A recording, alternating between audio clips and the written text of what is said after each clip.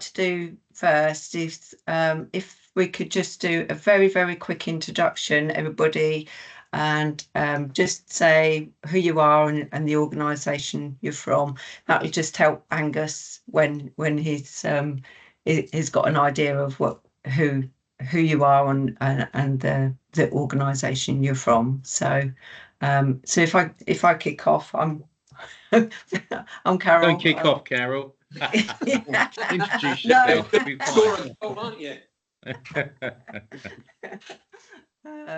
I'm Carol, Operations Director for NEN, but I think you all know me. So what I'll do is I'll go for just call you from how I can see you on the screen. So Ginny, if you wanted to go next. So I'm Director of Operations for the next 2 weeks at St Albans Enterprise Agency, known as Stanta, and we're delivering the Get Enterprising programme, which gives 12 hours of advice and training for businesses in our district, which is St Albans and Harpenden, postcodes AL1 to 5. Okay, thank you. Alex? Hi guys, I'm Chairman for the National Enterprise Network, but also CEO of an organisation called Mentor. We've been delivering services now 40 years, like many of us, across the Eastern region, but primarily Norfolk and Suffolk. New emerging and existing micro businesses, so those under 10 employees, sweet spot those under 5. Okay, thanks, Alex. Jeff? Hi, I'm Jeff Ransons, Project Manager at Startup Croydon, and we support the businesses around South London. Thanks, Jeff. I didn't hear that. Sorry. Startup Croydon, we support the businesses around South London. Okay, Lorraine, if you could go next. Hi, I'm Lorraine Canellan. I represent NBV and NWES. So I'm Group Executive Director overseeing both organisations. We've recently just rejoined the NEN.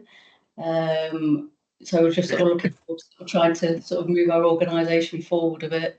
So we operate in the east of England, down into London, and across the whole of the East Midlands. Thank you. Tracy? Hi everyone, I'm Tracy Moore. I am CEO of Project Northeast PNE, based in Newcastle, offering startup and early stage business support. I'm also a director of NEN and a director of Northeast Enterprise Agencies. Thank you. Philippa? Hi, I'm Philippa, from the CEO of Buckinghamshire Business First, and we're the growth hub for Buckinghamshire, so delivering out some currently UK Shared Prosperity Fund programmes around growth, net zero and rural business support. Thank you. Mike? Yeah, hi. I chair an organisation called Business for London, which is a consortium of London's original enterprise agency, comprising Jeff's team at Startup Croydon, Portobello Business Centre, Enterprise Enfield, London Business Consortium, Centre that covers Central London, and Southeast Enterprise covering Southeast London, but also joined by the City of London Corporation's Small Business Research and Enterprise Centre. I think I've got that right. Yeah, I think you got everybody in there, Mike. Gosh, the memory's still working. Yeah. Adrian? I'm Adrian Chapman. I'm the head of funding, acquisition and business development at Engage Solutions. Engage Solutions is a wholly owned subsidiary of Buckinghamshire Business First, and we've been delivering programs including low carbon innovation across the UK, particularly using European funding, but now looking at a range of SPF activity as well. Thanks, Adrian. Jen? Hi, I'm Jen Crowell from the Chief Executive of Yorkshire in Business. So we are the enterprise agency based in Scarborough, but we tend to cover East Riding and North Yorkshire area. I'll have to apologise, I can only stay for half an hour. We've got our matrix assessment review at 1:30. Okay, good to see you, Jen. And Josh, if last but not least, if you could introduce yourself. Thanks very much, Carol. Yeah, my name's Josh Rees. I'm from a not-for-profit called BCDF. We work mostly in Bristol in the southwest, and we arrange loans and other solutions for growing businesses. More recently, we've tried to expand into the sort of startup enterprise support space.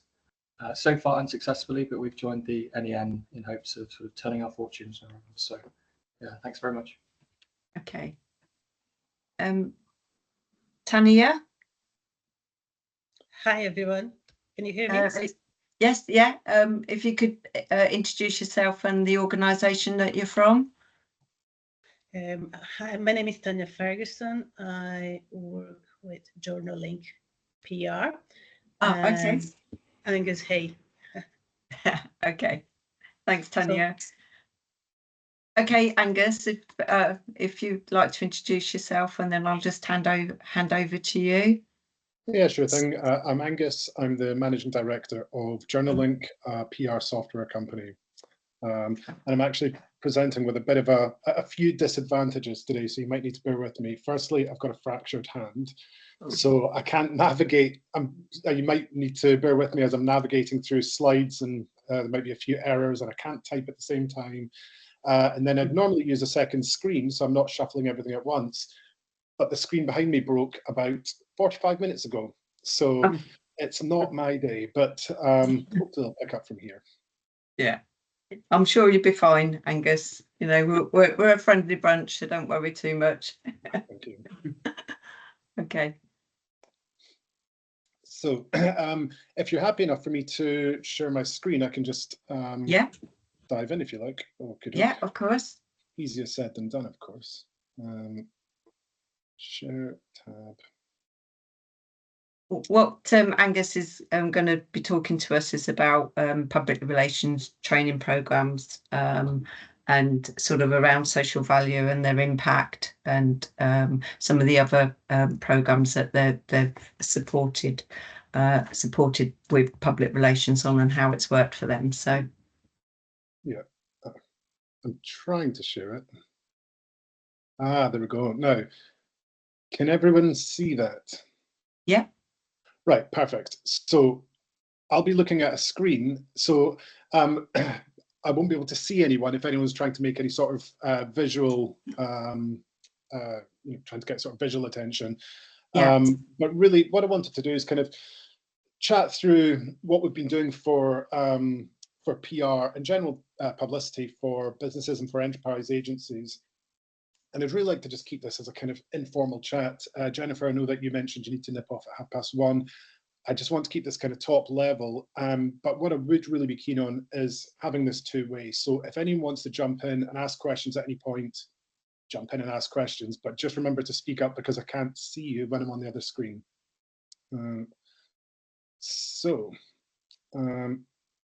Let me just switch your screens over with my left hand. Right, so bit of background about JournalLink. We're a PR software company, and we give SMEs the tools they need to connect with the media. We've been running for around about 11 years. We've had just north of 30,000 users. And importantly, for the purposes of this presentation, we've got decades of combined PR experience in-house. In recent months, we have looked at providing PR solutions at scale for cohorts of businesses. So we've been approached by enterprise agencies, and we've reached out to enterprise agencies to look at what kind of solutions we can provide for PR. We've worked with NEN as well as other agencies to create what we think is a good solution for PR for both agencies and the businesses they represent. One of the important, well, probably the most important bit of feedback we've had during that is that it's important for all of you as an agency to be able to drive business growth, but also to be able to evidence to funders the value that businesses are getting. So with everything that I'm going to chat through, there's really kind of there's four key areas that we're trying to look at here. One is growth from PR. One is the external view of your agency from funders and stakeholders. 3 is the tools, training and support needed by businesses. And 4 is being able to evidence genuine value that's being created and gained. So the purpose of the presentation is to really kind of just chat through what we've been doing, how we've been doing it, and to really explore if this is hitting the mark for you as enterprise agencies. So firstly, a bit of taking it back to real basics here. PR is simply about gaining media representation to promote a brand and build its public reputation. And you might be wondering why I'm sort of going back to basics so much here. What we've noticed is that most growth programs funded by enterprise agencies don't tend to include PR. We'll often see marketing activities being included, but not PR. And there's real value to be had by integrating marketing and PR to accelerate efforts on a short-term and long-term basis. So in a nutshell, marketing promotes a product or service, and PR promotes a company or a brand. So I've tried to cram some benefit, well, I say cram, I put 3. I've tried to put a list of benefits down. The benefits of a business, of individual organizations doing PR is enormous.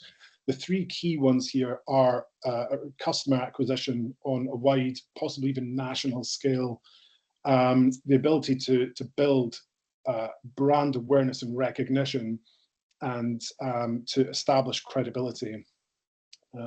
Anecdotally, traditional media and PR is the second most trusted source of sales after word of mouth. It can be a lot more cost effective. One well-crafted story can gain national publicity. There's a lot of it's vital for kind of long-term brand building and really creating good growth opportunities. So I just wanted to kind of touch on the basics of PR here, just to kind of show where that foundation is that we're building from. So in terms of how good PR or PR being done for the businesses that you represent, why this is important to you is that everything we're focusing on is about giving value, measuring value, and reporting value. So as I mentioned earlier, we've engaged with a number of enterprise agencies to build programs, and everything is all about trying to validate that there's value being added from the funds that are being put in. So all of the programs that we've been working on, they've all got top-level analytics, so that you're able to see program engagement, PR activity, general progression, and general PR output across all of your businesses. And this allows you to demonstrate and report value to funders and stakeholders.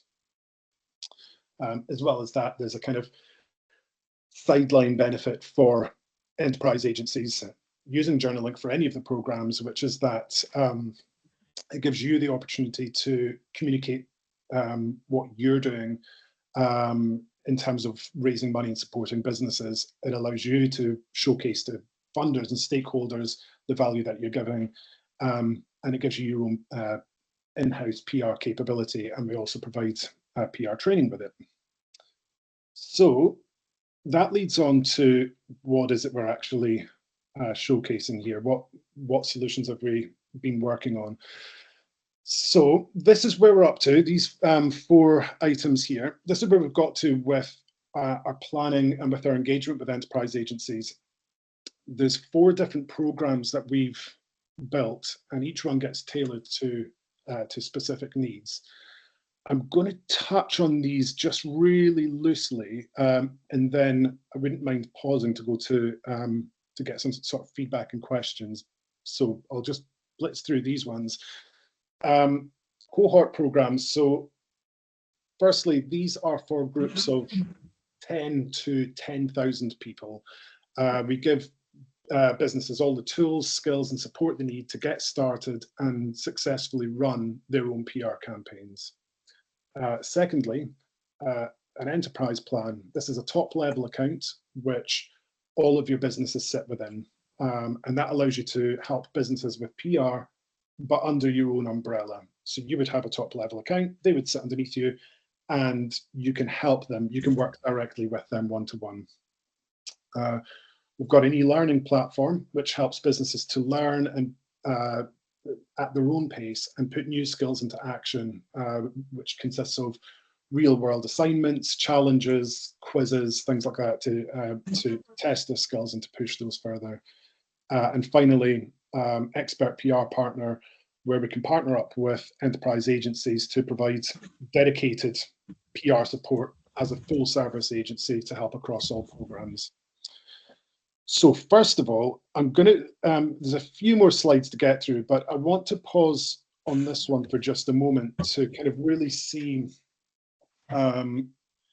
what feedback people have. I know that historically, any sort of growth program tends to be focused on marketing. And what I want to find out is what we've got here for PR, is that hitting the mark for you? Is that something that's resonating? Is that something that you can see being of value? If anybody wanted to raise their hand, then because I'm obviously conscious, Angus, you can't see. But is there anybody who would like to start off with any questions?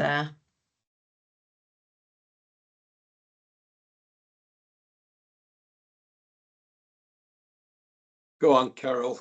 Angus.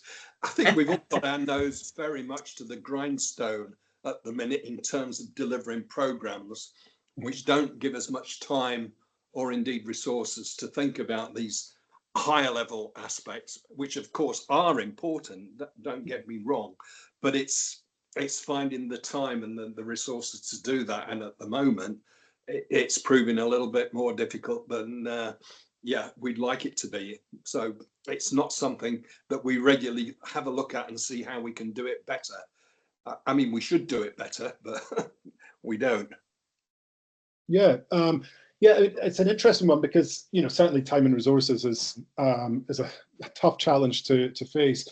Everything we've done, what we've tried to do here is to create it where you don't need to spend the time and resources. So with any sort of programs that you're working on, we try and build PR as an additional part into that program. And we try and take care of as much of it as possible for you, so that you know, that whole area of PR is you know, is done, it's automated, but most importantly, you're getting the feedback to let you know how people are engaging with it, how it's performing, how it's going, what people are doing. And just to add to Angus, I work closely with the delivery of those programs, and I can tell you most of the enterprises we work with, actually all of them, they only need to send a couple of emails at the beginning just to get people on board. And when I join the project, I'll take over from setting up the clients or the businesses in the platform, setting them all up, providing support. Everything is done via us. And the agency or yourself will have access to the platform at the higher level. So you can see every single business and how they are doing if you want. Yeah. So yeah, not a lot of work for you to do. Alex, you've got your hand up. Yeah, sure. From my perspective, Angus, I'm on a campaign of selfish marketing, if I'm really honest, whereby we are pretty much nose to the grindstone, as Mike's saying, in terms of doing the delivery. However, I've got a little bit of a vision ahead of UK SPF funding and what's happening. So I'm looking at how I can use other resources to strategically position me with funders who we may know and funders who we may not know, in terms of raising the profile of what we're doing within our particular locality areas. That for me is my main focus on promotion, PR, etc., and also trying to drive forward quite hard that social return on investment. So we've delivered a program, or we're partway through a program. This is what we're experiencing. This is where we're positioning ourselves. And by the way, guys, if you still want this delivery to continue, we're the provider of choice, because this is the impact we have not only on the program, but also within those locality areas. So that's where my selfish marketing is coming in, because you know what? I need to find where the next lot of funding is coming from, whether that is through local government, whether it's through national, whether it's through another source, prisons, etc., etc. I need them to know what our specialism is and then how we drive that forward. So I'm intrigued to sort of see how we can use this potentially, from what you're saying, as a strategic positioning tool rather than a, by the way, here I am, isn't it nice to see me sort of position. So yeah. Yes. Yeah. It's got to have a return for me, Angus. It's got to have a return. It's got to have a return for all of us. You know, we're all pedaling hard in terms of where we're trying to get stuff and where we're trying to position. Yes, and my understanding is that while each of you might have some shared agendas, you might each have your individual agendas as well. And I think one thing that's important is in terms of that, one approach that you'd said is looking for funders that you haven't had contact with yet. Every program that we do, it works with you as an enterprise agency, and it helps with your own PR as well. So this isn't just about helping the businesses you support, it's about helping you with your own PR. And certainly targeting funding, having press releases, targeted media, going out to the sort of niche platforms, publications and channels that your target markets are reading. This is coming from the second most trusted entity that people are going to absorb. So certainly being able to use that element of PR to access new funders and new funding opportunities. PR is the perfect platform and perfect channel to to do that. You did touch on a few other challenges, so that's kind of prompted me. What I'm going to do is actually skip forward a few slides because I've started to detail them a little bit more here, but instead of going into detail, I am going to skip forward a few of them, and no, I'm not. Hang on a sec. There we go. Right. I'm going to skip forward to this one. Well, I'm going to skip forward, then backwards and forward again to this one. So this, with a lot of the programs, we can do, if you're just looking to help your businesses to do PR, to promote themselves, we can do a general, broad program with them. Here is how you do PR. What I've listed in these examples are conversations that we are actively having at the moment, and these are specific requests that we've been asked to prepare something for. So the examples at the moment are big one: social impact, social value. Being able to do great things is one thing, but being able to shout about it and get the recognition for doing that is something else. Women in business, high street retail businesses, rural businesses. There's a number of challenges that we can create PR programs around. And again, just to clarify here, the PR program would be designed to not only help the businesses you represent, but also to help you as an enterprise agency as well. So yeah, there's a number of challenges, and I think one thing I'd be quite keen to do is, I know during the introductions there was a few of you who mentioned specific programs that that you're working on. What we're quite keen to do is kind of get dialogue going where we can explore those programs and see how better to fit these kind of things in with. In terms of what I'm going to do is just really quickly run through examples of what we've been doing. So there was an organization who supports retail businesses, and they had funding to support a 12-month program for 100 delegates, and it was necessary for 4 hours of delivery per delegate. So with this one, I hope you can all see the screen. There's a list of things that we've created for their businesses, mostly based around PR support, getting these businesses to do PR and to really get them off the ground, because high street and retail businesses are going through a fairly tough time. So that's one that we started working on a few months ago. Another example is, this is more along the lines of sort of an enterprise account, where a company called Sinvan, they're an investment firm, and they want to make sure that their investees are really utilizing PR to get those growth opportunities. So Sinvan have taken one enterprise journal-link account, and within that they can see what all of the PR activities that all of their investees are doing, so that they can monitor and track how that's performing, and to ensure they're getting a return on their investments. And finally, a company called Nextcrowd. I don't know if that was someone trying to get my attention or if it was a sneeze. A company called Nextcrowd. They do early stage crowdfunding, and what they wanted was just ongoing one-to-one PR support for their members. So we work as an agency for them, for their members. So we help to create PR strategies, draft and distribute press releases, and we engage with them monthly to create a monthly progress report. So there's a number of ways that we can help enterprise agencies and the businesses that they represent to gain PR. And there's a lot of really quite crucial benefits to be had from doing that. So I think the next slide is in terms of an open discussion here about what we're looking for as feedback. What we're looking for is, does this resonate? Does this help the challenges that you're facing?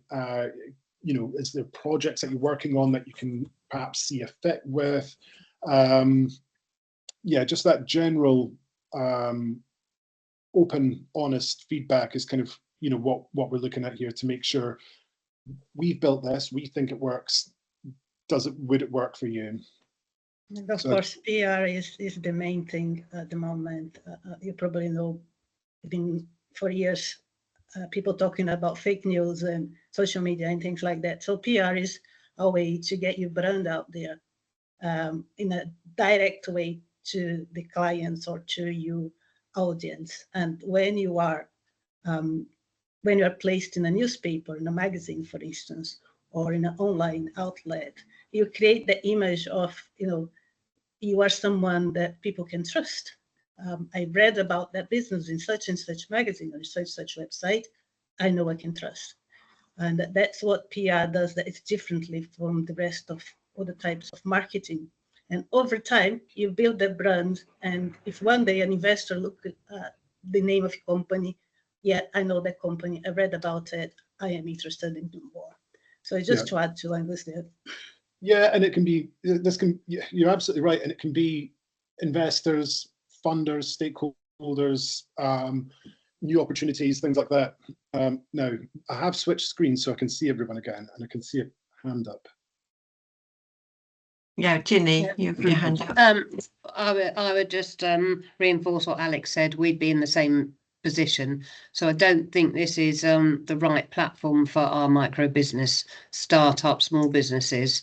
But very like Alex said, it would be good for our own presence and PR, because we're thinking also about funding streams for next year when UK SPF finishes. Right, okay. It'd be interesting to hear in terms of the sort of SME, real micro SMEs, I'm guessing, when you mentioned that it might not be a good fit for them, what we've found so far is that SMEs generally don't have much time, they don't have much money, and they often are reluctant to kind of upskill in a certain area. And that there've been the sort of 3 key bits of feedback we've been getting on SMEs, and in particular micro SMEs. And that's why with the programs that we've created, that's why we've built them into different options. We've got a standard learning portal if you want to give them functionality to go off and learn themselves. But that can spread right through to us working with them or us working for them as well. So, we've tried to sort of look at where the friction points and barriers are for SMEs to be able to do something really quite powerful for their business, and we've tried to overcome those with those programs. So there are points within these programs that overcome those obstacles of skill set, time, and resources. Any other feedback? Mike? Yeah, thanks. The name of your company, JournoLink, I immediately think that you're communicating with journalists, whereas today, many people, individuals, firms get their information from a much, much wider source than the normal sources of journalistic items, news items or whatever. Can you say a bit more about how you get our names out to the wider community and not just through journalists? Yeah, sure. So the core part of the platform is connecting with journalists, but journalists have quite a broad reach. This isn't just about picking up the Times and reading about your business in the Times. These are online publications. These could be bloggers, influencers, content creators in any sort of way. So you're correct. I think the name does give one image, but the span of where content is distributed to is very far and wide. It's not just your kind of traditional media. There's online channels as well, and everything is about building trust and reputation. So where it differs from sorry, did someone say something? Oh, sorry, apologies, Angus. I was just keen to say that about business news, which is our news channel as well.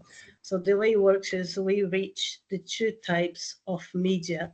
We go straight to the journalist via email, and then they are journalists, bloggers, writers that write for a big outlet, news outlet, and things like that. But we also publish in an online press room and on a news channel that we host called Business News.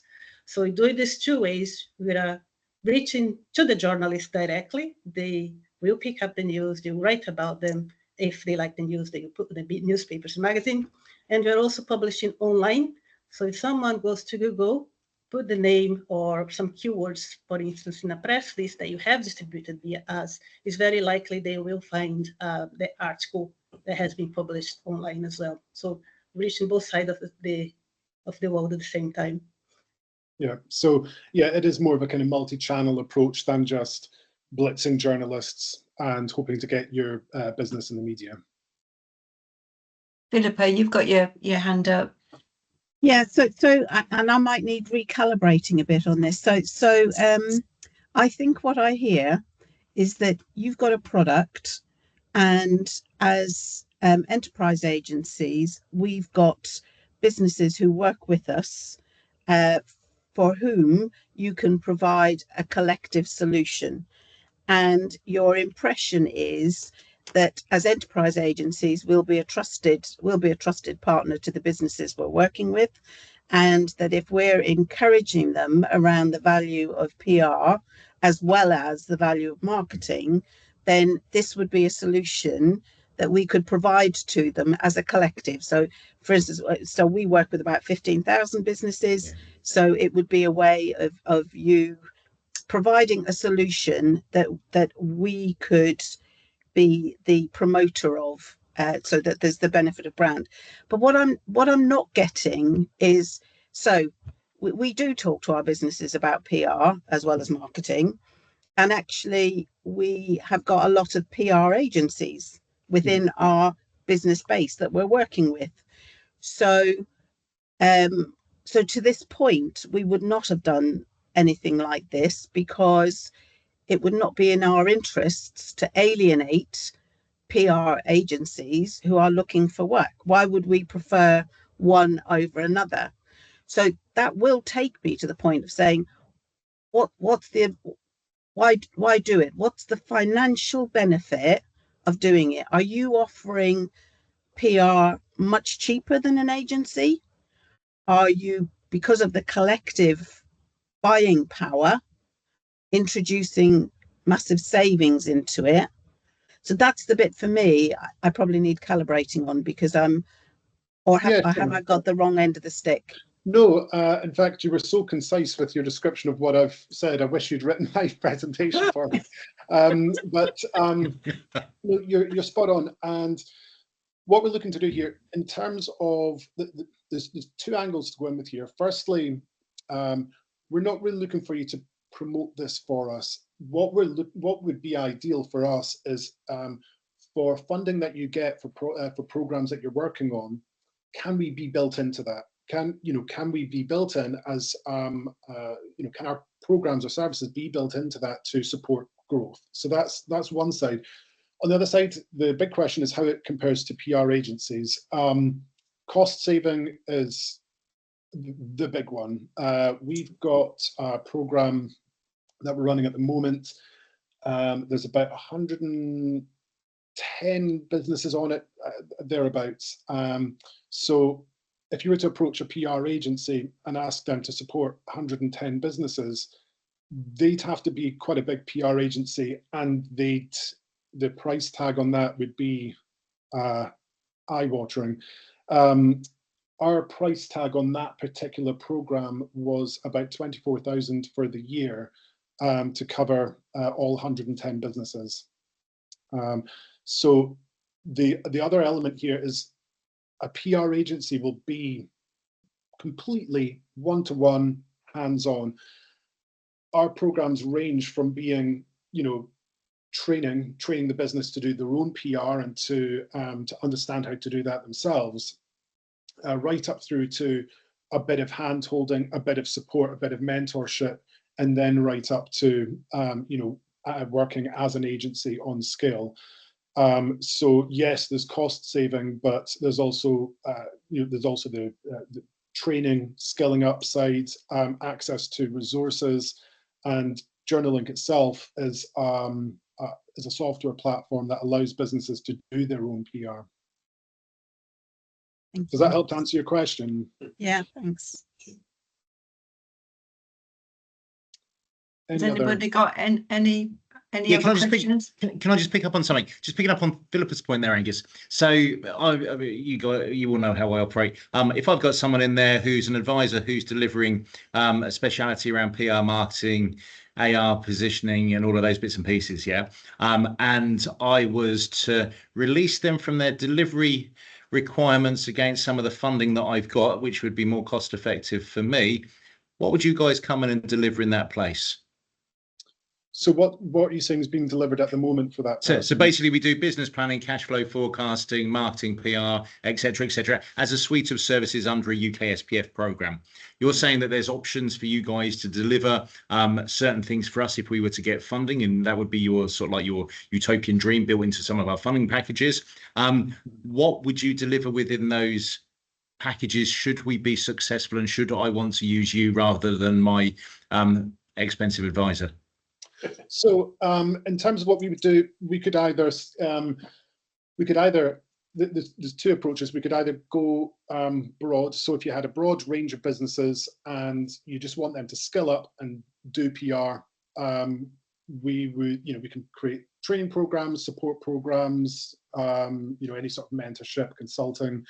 Or if you had a specific industry challenge, the ones that I touched on earlier, such as, if you've got to focus on social impact, social value, eco business, these sorts of things, we can create tailored PR programs around those. So what we would be doing is utilizing that time to help your business to communicate based on those focuses.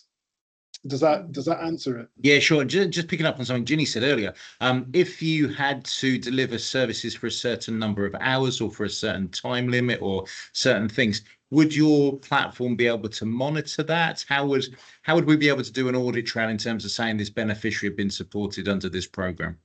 Yeah, sure. So it's not, that wouldn't be done through the platform. There's, what we would do is pre-agree a training plan. So one of them that we're in the process of delivering now, there was, I think there was about 8 hours of delivery time per year that were needed. So we created, right at the start of the program, we said, here's what our delivery is going to look like. We're going to do group sessions, one-to-one sessions. We're going to do, pre-recorded training. If required, we can do kind of in-person, hands-on, PR workshops. So the delivery hours are built up through training and support, which is set out right at the beginning. And yes, you're right. We report that, we monitor that, and we feed that back monthly. Okay, and just another quick question, Angus. If I was, for example, working within a particular sector, could this be sector specific, and could it, rather than generic, just PR, etc., etc. So, for example, I've got a big project which potentially is coming on board in Lowestoft. It's locality based, and it's around the creative industries and those organisations within it who are looking at bringing forward how they do their own PR, etc., etc., etc., for events and all sorts of different festivals and bits and pieces. Just wondering how it could be sector specific. Yep. So we can do any program that we build can be sector specific, it can be location specific, or it can be challenge specific. So Lowestoft, if you're working with a broad range of businesses within Lowestoft who want to grow within Lowestoft, we can do local targeted PR. Okay. If you're working with creative agencies, we can put a piece together on how PR can promote creative agencies.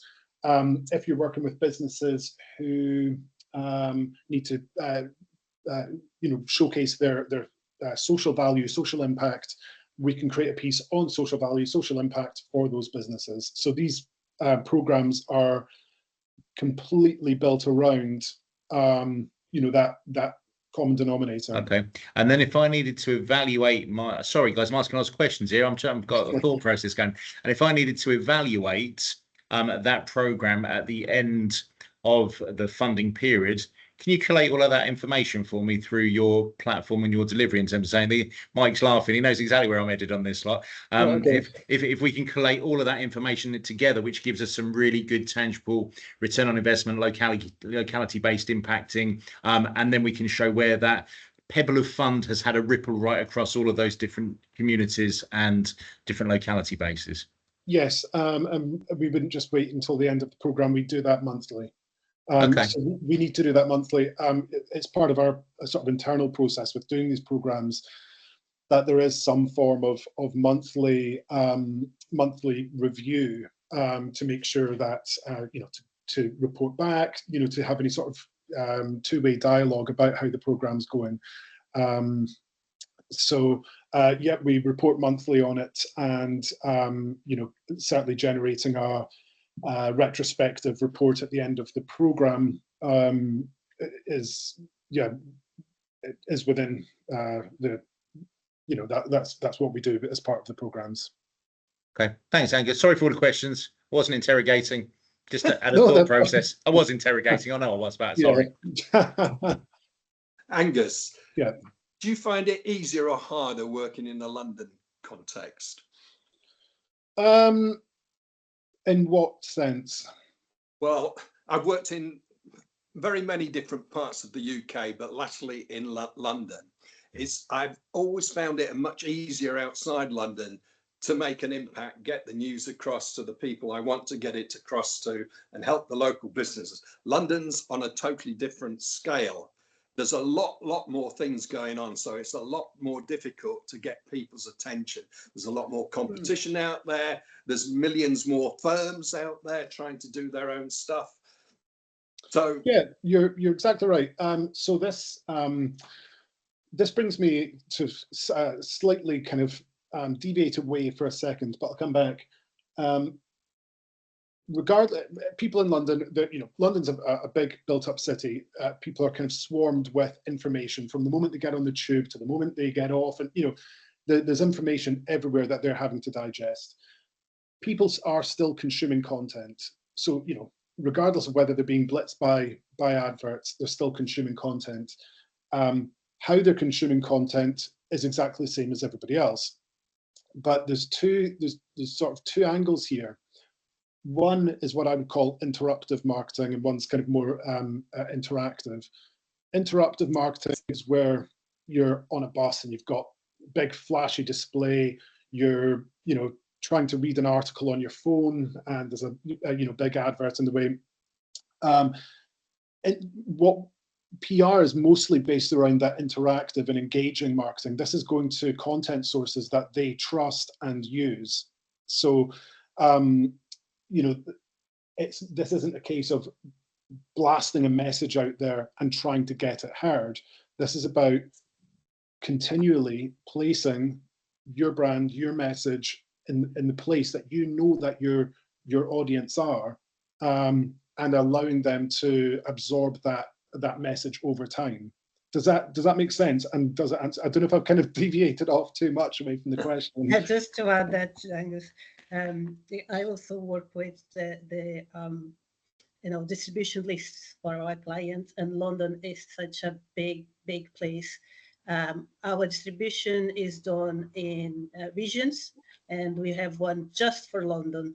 And just from my own experience of working with London and London journalists, I have noticed that there is a lot of small communities in London as well.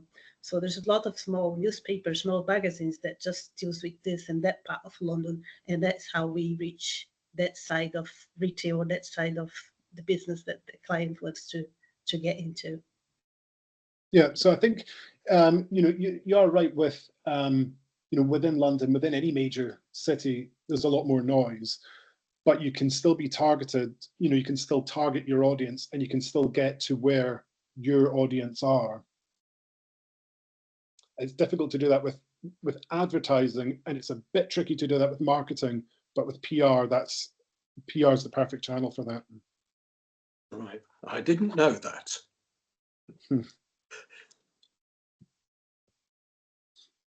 Okay, is there any other questions? No? Have you finished, Angus? Is there anything else? What I'll do, I'll stop sharing the screen now. And I say, just to wrap things up from my side, what would be really, really useful, Carol, I hope you wouldn't mind if you could share my details around with everybody. I'll send you through the slides as well, because the slides that I've skipped over and everything like that. But what would be really useful is to have the opportunity to be able to speak with as many of you as possible, just one-to-one, to see if this is a good fit for the things that you're working on, and to talk, specifics, about challenges that you face, maybe projects that you're working on, and to explore if and how this could fit and what the outcomes could potentially look like, because the outcomes of a PR program are quite significantly larger than what I think people tend to know. I'm also very passionate about journaling. So if anyone wants a demo, just get in touch with Angus and organize something. I can actually show you how it works, how the system works, to help you understand how it can work for you as an agency. So yeah, quite keen to show anyone. If you want a demo, just let us know. Okay, all right. Well, thanks, Angus, very much, and Tanya as well. Like I say, if anybody wants to know any further information, if they make contact with me, and then I'll certainly share details out. But yeah, if you want to share the slides as well, Angus, what we'll do is when we do a news report on the session, we'll include those on there as well as the recording. So perfect. All right. Okay. Well, thanks for having me here. It's been a pleasure to meet you all. Okay. Thanks very much, then. Excellent. We'll see you soon. Yeah. Bye. Bye. Yeah.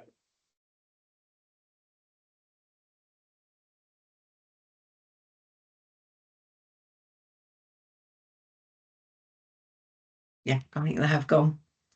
Well, that went on a bit longer than I was anticipating, but any thoughts, any comments?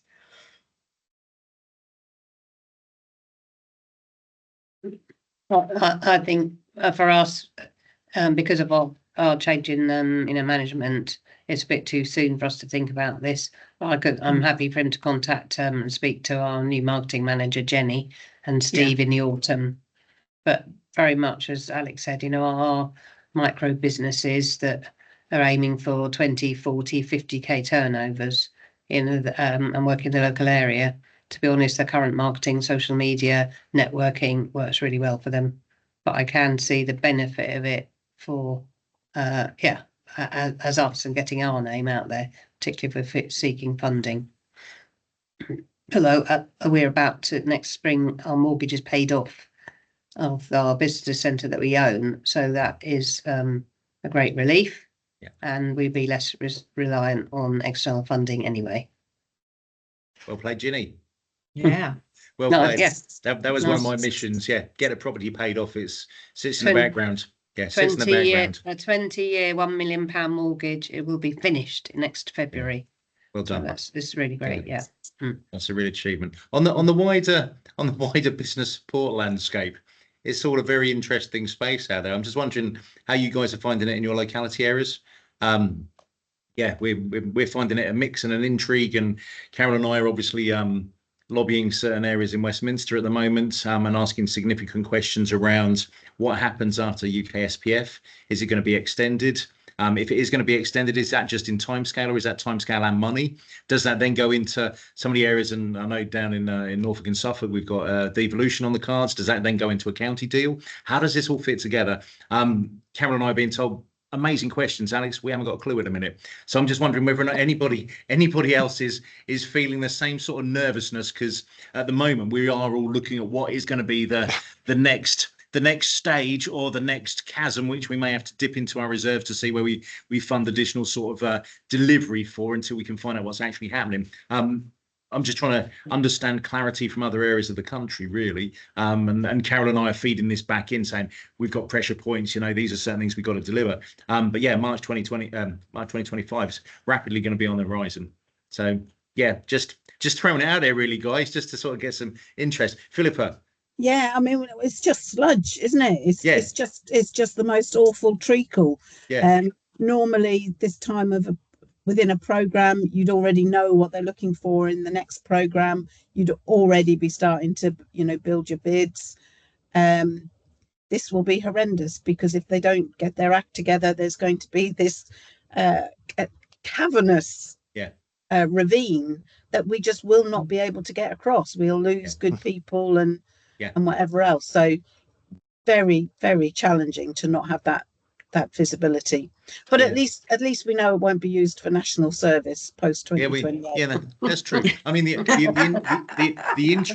interesting thing I'm seeing at the moment is that there seems to be quite a bit of interest popping up from probation service around self-employment, NHS, people who've got mental health related issues but are looking at self-employment as enabling them to come out of the benefits system, and also some of the prisons who are taking on their new skills managers, and the MOJ obviously have taken on, the government's taken on Mr. Timpson, which may have a slightly different perspective around how the MOJ is positioned, but they seem to be the areas where there's opportunities at the moment. In the face of the ever-changing prison demand, and with the reduction in spaces and the reduction in sort of like sentence time, they're now saying, how do we get people back into the communities and working again? And they're looking at self-employment being that option, even if it's through CSCS cards, demolition cards, etc., etc., etc. So it's a really interesting one where we don't know what's happening is in core business support. There are other areas which are looking at it, and I'm just trying to see whether or not that's a flavour elsewhere, because that's definitely hitting my agenda at the moment, with a lot of calls saying, can you deliver this here in this space? But it's not our core business. Silence. We're all just looking at what's out there in a minute. Lorraine. So as you say, we've not got a lot of going on at the moment. There's not a lot of activity happening. In the East Midlands, we've just had a devolution deal come through earlier this year in Nottinghamshire and Derbyshire, and looking at, they've just released all the applications for jobs within there at the higher level, and they have quite a detailed job application in there for enterprise and economy. And within there is a lot of talk about business support. So it's quite nice to see that there's quite a big emphasis put on there and about building on SPF programs and delivery partners and working with them. So it's quite nice to see that in the job spec that they are actually thinking about that side of it. And that they will be looking to sort of continue with the devolution deal. We do have an understanding that they're actually going to put quite a bit more money into that because of having that aspect of it. And sort of in the eastern crossing to Lincolnshire, we do know that the Lincolnshire areas are looking to try and find how they carry on supporting people if they have a gap in funding, not knowing what's happening either. So there's lots of conversations happening and everyone's trying to figure out how they can actually continue at the moment for a bit, because it just doesn't seem like there's that long between now and the end of the programmes. No, I'd agree. And the other thing for me as well is, and I guess others are experiencing this, is the establishment of business boards and looking at sort of like industrial strategies, which people are looking at taking forward. I'm intrigued by those as well as to how they're sitting and if it's at county council level or local authority level, and then seeing where does that take us to? And what are the decisions that are being made? And in all of the discussions I'm having, everyone's saying, yeah, we're all looking at the SME side of things. I'm saying, yeah, but what about the micros? What about those with under 10 employees? That for us, that's the majority of the businesses which we support, and they feel part of the supply chain. And they're the ones which are coming up with the new ideas and are more innovative in our locality area, and the ones which students, other younger people are establishing alongside other low-skilled, low-paid jobs. So there's this real big discussion we're having where I'm saying, I'm not sure you guys have got it all right. It's not all about, sorry, big lorry going past. It's not all about large scale business and high tech, high growth. We've got to look at the organic businesses which we're supporting, because actually they've got a significant voice in terms of public savings to purse strings. So they're not on benefits. They are actually in self-employment. So, but yes, it's an interesting space. Yeah, I'd just add to that insofar as if you are talking with government in our particular area, what we've seen is local authorities start to disinvest from supporting businesses. So from where I'm and using their reasoning around their 1,300 statutory obligations, of which economic development is not one. It's not one of them. So in terms of lobbying government, we would ask that you stay on the case in terms of making economic development a statutory obligation. 100%. And so, hopefully that might come with economic strategies and whatever else. What we have seen is so as they go to develop their economic strategies, what we saw in the development of the last lot is that the foundation economy was overlooked in favour of priority sectors or big sexy sectors. Which meant when you then go looking for money to support the foundation economy, say like tourism and hospitality or things like that, the door slammed. It absolutely slammed in our faces. We lost the destination management organisation in the county. Why?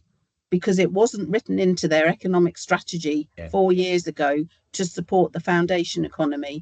And what we are seeing is, it's absolutely right that you have your sexy frontier sectors and whatever else, but you neglect your foundation economy at your peril. Really, really not a good thing to do. So I'd really ask for statutory obligation and then looking to see foundation economies included in economic strategies. 100%. And what's really interesting in that as well, Philippa, I'm noticing that where local authorities have premises which were historically utilised for, as I call it, social business support. So like social housing, we've got it for social businesses. So they're lower level, easy in, easy out, sort of like opportunities to start and grow your business. The local authorities, because they're being squeezed for cash, and now looking at where they historically had done maybe peppercorn rents or lowercase rents to support those businesses, and now looking at commercial value. So you're suddenly saying, whoa, how does this actually work in your wider scheme for economic growth across skills, enterprise, employability? You're saying you want to regenerate high streets, but you're not actually putting anything in there, but you're quite happy to have the big shiny new builds, which you're going to be charging high premium rent on. And then as soon as you go back to the VCSC not-for-profit sector who are supporting the foundations, you're saying to them, you need to be paying a full commercial rent, even though you're not delivering a full commercial service. And they don't understand the economic growth agenda. And we're seeing that quite a lot now between property elements within local authorities compared to economic growth elements within local authorities. Absolutely messy, Philippa. And back to you once again, do it at your peril. Because as soon as you start getting organisations from VCSE withdrawing, that's health, well-being, social engagement, early stage business, it will start to crumble and it won't be able to support with the supply chain. So 100% on that, 100%. I'm going to have to shoot off now, I'm afraid. It's 2:05. Yeah, exactly. Yeah. Thank you so much, guys. And as Carol said, that one ran on a little bit longer than I'd anticipated, because it's good just to get us having a chat and seeing and feeling what's going on. Yeah. Okay. I've got to jump as well. Apologies, guys. Okay. See you later. Right. Good to see you all. Bye. Good luck, Jenny. Yeah. Jenny, if I don't speak to you before. Take care all. Thanks very much. Cheerio. Thank you. All right. See you then. Bye. Bye.